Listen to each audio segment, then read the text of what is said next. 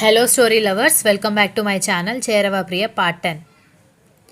ఎందుకు అక్కడ కూడా ఉన్నది మనుషులే కదా, అక్కడ ఏమైనా నిన్ను పీకు తినే రాక్షసులు ఉంటారని చెప్పారా అని విజ్జు వెటకారంగా అడగడంతో, అలా కాదురా, ఆ శబ్దాలు, ఆ నీళ్లు, ఆ భోజనం నాకు అస్సలు పడదు అని అదో రకంగా మొహం పెట్టుకుని చెప్పిన అమ్మమ్మ వైపు చూసి నవ్వుతూ, 2 రోజులు ఉంటే నీకు అలవాటు అవుతుంది, ఎక్కువ రోజులు ఉండమని కూడా నేను అడగను, ట్రీట్మెంట్ తీసుకుని తగ్గగానే ఇక్కడికి వచ్చేయచ్చు అని అన్నాడు. తిరిగి వస్తానంటావా అని ఆవిడ అడగడంతో, అమ్మమ్మ అని విజ్జు కొంచెం గట్టిగా పిలవడంతో, సరే సరేలే, నేనైతే అక్కడికి రానురా అనగానే, అమ్మమ్మ నేను చాలా సహనంగా అడుగుతున్నాను, అనవసరంగా నాకు కోపం తెప్పించకు అనగానే, అమ్మ నా విజ్జులు, కోపం వస్తే ఏం చేస్తావురా అని ముద్దుగా బుగ్గలు గిల్లుతూ ఉంటే, నేను చిన్నపిల్లాడిని కాదు, అలా బుగ్గలు గిల్లకు అన్నాడు. మీ అమ్మ మీ నాన్న చెబితేనే వినిపించుకోలేదు, ఇంకా నువ్వు చెబితే వింటుంది అనుకున్నావా అంటూ కాళ్ళు కడుక్కొని అప్పుడే లోపలికి వచ్చిన తాతయ్య మనవడిని అమ్మమ్మని చూసి నవ్వుతూ ఉంటే, తాతయ్య మీరైనా చెప్పండి, అసలు ఇప్పటికే ఎంత ముదిరిపోయిందో తెలీదు, త్వరగా వెళ్ళకపోతే కష్టం, ఒక్క మాట అడుగుతాను, అమ్మమ్మ లేకుండా మీరుండగలరా అని అడిగాడు.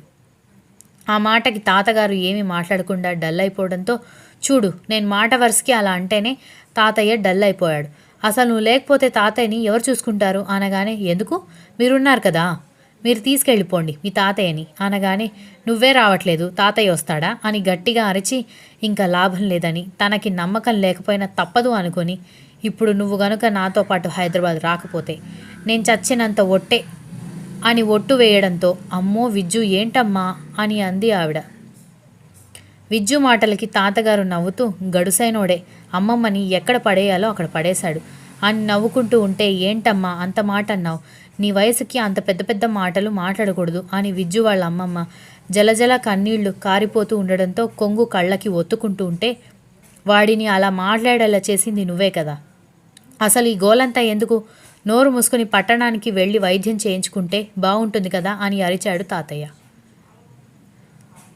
ఇక్కడ బ్రతికి ఆ సంవత్సర కాలం కూడా ఆ సిటీకి పోతే 6 నెలలకి తగ్గిపోతుందండి అని ఆవిడ దిగులుగా చెప్పడంతో, నువ్వు ముందు ఈ అభిప్రాయం మార్చుకోవాలి, మన ఇంట్లో కూడా చాలా చెట్లున్నాయి, ఉదయాన్నే చల్లని గాలి వస్తుంది, అమ్మే వంట చేస్తుంది, పని వాళ్లతో వంట చేయించం మేము, పోనీ అక్కడ బియ్యం కూరగాయలు నీకు నచ్చవు అంటే ఇక్కడ 2-3 నెలలకి సరిపోయే అన్ని బియ్యం కూరగాయలు కారులో వేసుకొని వెళ్దాం, ఇక్కడైతే చేనులో పండించినవి కాబట్టి నువ్వు తృప్తిగా తింటావు కదా అని అన్నాడు విజ్జు.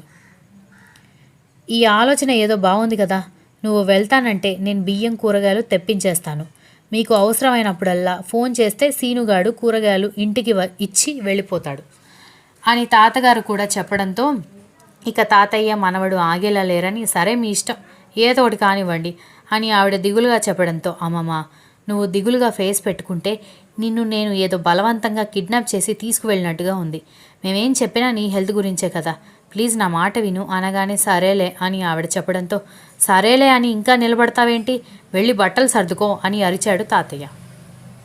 సర్దుకో అని అమ్మమ్మకి మాత్రమే ఎందుకు చెప్తున్నావు, నువ్వు కూడా రా అనగానే, నేనెందుకురా అని తాతయ్య గతుక్కుమనడంతో, నువ్వుంటే కానీ ఆవిడ పల్లెటూరులో ఉన్నానన్న ఫీలింగ్లో బ్రతుకుతుంది, నువ్వు కూడా లేకపోతే బెంగ పెట్టుకుంటుంది అని విజ్జు చెప్పడంతో, అది కాదురా, ఇక్కడ పొలాలు ఇల్లు ఎవరు చూసుకుంటారు అనగానే, మామయ్య అత్త ఉన్నారు కదా వాళ్ళు చూసుకుంటారులే అని విజ్జు గట్టిగా చెప్పడంతో, ఇక అమ్మమ్మ తాతయ్య సిటీకి రావడానికి రెడీ అయ్యారు. వీళ్ళు రెడీ అయ్యి లగేజ్ సర్దుకునేలోపు విజ్జు వాళ్ళ మామయ్య ఇంటికి వెళ్ళడంతో, అప్పుడే పొలం నుంచి ఇంటికి వస్తున్న బసవరాజు మేనల్లుడిని చూసి, విజ్జు ఎప్పుడొచ్చావురా అని ఆశ్చర్యంగా అడగడంతో, అమ్మమ్మని తాతయ్యని సిటీకి తీసుకువెళ్ళడానికి పొద్దున్నే వచ్చాను మామయ్య, వాళ్ళని ఒప్పించి ఊరికి వెళ్ళడానికి బట్టలు సర్దించడానికి ఈ టైం అయింది అని చెప్పడంతో, ఏంటి మా అమ్మ వస్తానని ఒప్పుకుందా అన్నాడు ఆశ్చర్యంగా. మరి అక్కడ ఉన్నదెవరు అనుకున్నావు, విజ్జు బావా, అలా ఒక సెంటిమెంట్ డైలాగ్ కొట్టగానే నాన్నమ్మ ఇలా కరిగిపోతుంది అని కొబ్బరి బోండాలు తీసుకొస్తున్న సీనుగాడు నవ్వుతూ చెప్పడంతో, నువ్వేంట్రా నీ డిగ్రీ అయిపోయిందా లేదా అని అడగడంతో, అయిపోయింది బావా, సిటీకి వెళ్ళి పీజీ చేద్దాం అనుకుంటున్నాను, కానీ అమ్మమ్మ ఆరోగ్యం బాగాలేదు కదా, ఎప్పుడు ఎమర్జెన్సీ వస్తుందో తెలియదు, నువ్వేమీ వెళ్ళకు అన్నారు, ఇంకా దాంతో నేను ఉండిపోయాను అనగానే, అయితే నువ్వు కూడా మాతో పాటు రా, నిన్ను అక్కడ కాలేజ్లో జాయిన్ చేస్తాను అన్నాడు విజ్జు. దాంతో సీనుగాడి కళ్ళు మెరవడంతో ఇంకెందుకురా, డిగ్రీ వరకు చదివాడు కదా, సరిపోదా అనగానే చదువు ఎంత చదివినా సరిపోదు మామయ్య. అయినా మీకున్నది కూడా వాడొక్కడే కదా. వాడెంత ఎక్కువ చదువుకుంటే అంత తెలివిగా ఉంటాడు. దానివల్ల లాభం మీకే కదా. ఇంతకుముందు అంటే అమ్మమ్మకు ఎమర్జెన్సీ అని వాడిని ఇక్కడ ఉంచేశారు. ఇప్పుడు అమ్మమ్మని నేను తీసుకెళ్తున్నాను కదా, ఒకవేళ నేను అక్కడ లేకపోయినా వీడు అమ్మమ్మని చూసుకుంటాడు అన్నాడు విజ్జు.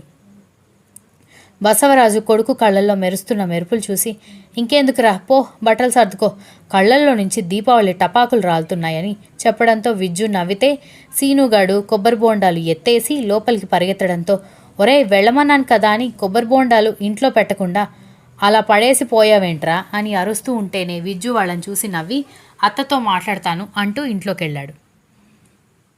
విజ్జుని చూసి బసవరాజు భార్య మంగ కూడా ఆశ్చర్యపోయి విజ్జు ఎప్పుడొచ్చావు నాన్న అని పలకరించడంతో పొద్దున్నే వచ్చానత్త, అమ్మమ్మని తాతయ్యని సీనుగాడిని హైదరాబాద్ తీసుకువెళ్తున్నాను అనగానే వాళ్ళిద్దరూ సరే మధ్యలో వీడెందుకు అని ఆవిడ ఆశ్చర్యంగా అడిగేసరికి వాడికి పీజీ చేయాలని ఉంటే అమ్మమ్మ కోసం ఇక్కడే ఉంచేశారంట కదా, అందుకే పీజీ చదివించడానికి తీసుకువెళ్తున్నాను అనగానే వాడు అక్కడికి వెళ్తే ఇక్కడ పనులు ఎవరు చూస్తారా అంది ఆవిడ. పనులు చూడ్డానికి ఎవరు లేరని వాడిని చదవనివ్వకుండా ఇక్కడే ఉంచుతారా? పీజీ అనగానే వాడి కళ్ళలో మెరుపులు చూసారా మీరు అసలు? పీజీ అంటే ఏళ్లకి ఏళ్ళు ఏమీ పట్టదు, ఒక 2 ఏళ్ళు కళ్ళు మూసుకుంటే సరిపోతుంది అని విజ్జు చెప్పిన మాటలకి ఇంకా ఆవిడ కూడా ఏమీ మాట్లాడలేదు. సీనుగాడు బట్టలు సర్దుకొని బయటకొచ్చి బావా నేను రెడీ అని చెప్పడంతో పద వెళ్దాం అంటూ ఇంటికి వెళ్ళేసరికి గుమగుమలాడే పిండి వంటలు, నాన్ వెజ్ వంటల వాసన వస్తూ ఉంటే లోపలికొచ్చేసరికి వంటలు డైనింగ్ టేబుల్ మీద పెడుతున్న అమ్మమ్మ కనిపించేసరికి మీరు రెడీ అయితే వెళ్దామని నేను చూస్తుంటే నిన్ను వంట ఎవరు చేయమన్నారు అని అడిగేసరికి మనం వెళ్ళేసరికి ఏ టైం అవుతుందో తెలీదు, తిని బయలుదేరితే బాగుంటుంది, అందుకే కొన్ని మీ ఇంటికి తీసుకువెళ్ళడానికి, కొన్ని ఇప్పుడు తినడానికి చేశాను అని చెప్పడంతో నువ్వు మారవు అంటూ కాళ్ళు చేతులు కడుక్కొచ్చాడు విజ్జు. నలుగురు భోజనం చేసిన తర్వాత బసవరాజు మంగ వచ్చి జాగ్రత్తలు చెప్పగానే నలుగురు సిటీకి పయనమయ్యారు.